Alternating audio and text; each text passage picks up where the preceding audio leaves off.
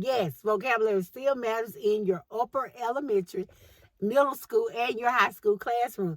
You may be saying, oh, we done got away from those vocabulary lists. We done got away from those vocabulary words. My students are too old for this.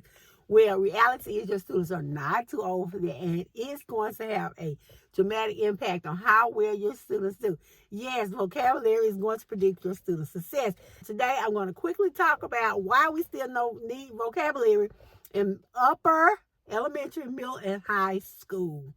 Vocabulary is one of the most powerful indicators of your child's success, your student's success. Yes, their vocabulary. I'm not telling you to stop and shut out and completely teach vocabulary lessons in your classroom, but what I am going to tell you is that your students need to have a good vocabulary. What I'm also going to tell you is that vocabulary shows up on their state tests, on ACT, SAT, whatever it is, vocabulary shows up. So you want to make sure that you're getting your students prepared for that you're helping them along the way.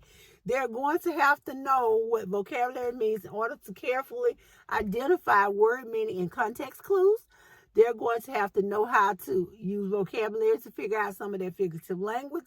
And they're going to need it when they're faced with words that have multiple meanings. High school is a key point where vocabulary begins to separate students who are going to perform well academically from those who are going to struggle, because they either have those unknown complex texts, they have to follow multi-step directions, and vocabulary performance is key in every single subject. In English, students have to understand those literary concepts like irony and theme and juxtapositions and symbolism. They have to decode complex words in novels, plays, poems, and in informational text. And I know that's a bad word for a lot of our students, informational text. They don't want to read informational text. They don't want to talk about informational text, but they have to do it. So having a good vocabulary is going to help with that. In subjects like biology and chemistry and physics, they're still going to need that vocabulary because they're going to be specialized jargon that they have to know in order to be able to perform well in those classes. Vocabulary is important across their curriculum. In math, they're going to need it because they're going to need to know the meaning of those terms that they run across as they're working their math problems. You know, math. Do you have vocabulary in math? Yes, you do, honey. Yes, you do. Also, in their history classes, they're going to need to be able to decode those words in their economics class. They're going to need to know the historical vocabulary. They're going to need vocabulary even in high school. It is in every discipline across the board. Our students need to have a good understanding of vocabulary. In order to increase their reading comprehension, they're going to need to be able to identify words that they don't know.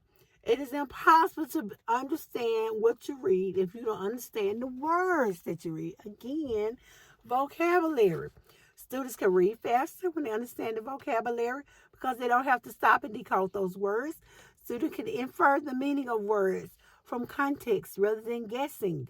Students can understand the author's purpose and tone more clearly if they have a better vocabulary. And vocabulary, by using vocabulary, by knowing more vocabulary words, students can enhance their writing. I'm going to tell you a story about me. I have been writing for years. I love writing. But when you don't know the words and what you want to use, you want to make your writing sound more eloquent, then you can't use those baby salad words. You have to have a good understanding of your words. And I can remember wanting to have these beautiful papers, the one to write these eloquent words, but I couldn't figure out a synonym for that word. I couldn't figure out how to spell it, so I couldn't find it. And at that time, I couldn't type. And this is when before computers. Yeah, I'm that old. And we used to have to use those typewriters. And I would ask my sister, "Can you help me spell this word?" No, she wouldn't even stop to go look it up. So it's important for you to teach your students vocabulary words. It can help with their writing. It can make the difference in a low score and a high score on their papers, on their standardized tests. It can make the difference in being able to get those scholarships or not being able to get those scholarships. It can allow your students to express their ideas more clearly. It can allow them to add depth and sophistication to those essays, and that's what we want. It can strengthen arguments that they're using. It can help them improve their analysis, and it can help them avoid those simple baby salad words like I was just saying. It can give an elegance to their writing, but they need to have that vocabulary. Vocabulary in high school is also going to impact their critical thinking.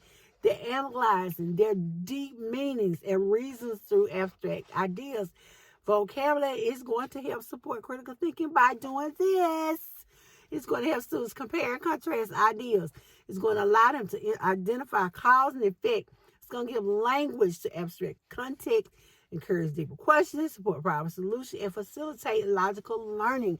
And there are many, many more reasons why we need to teach vocabulary. And you teach it through writing at this point, because you don't just do the vocabulary list to your students, your high school, middle school, you're going to go home and learn this. Some might, but most are not. So we're going to have to teach it every day as we're teaching our lessons. We have to incorporate the vocabulary.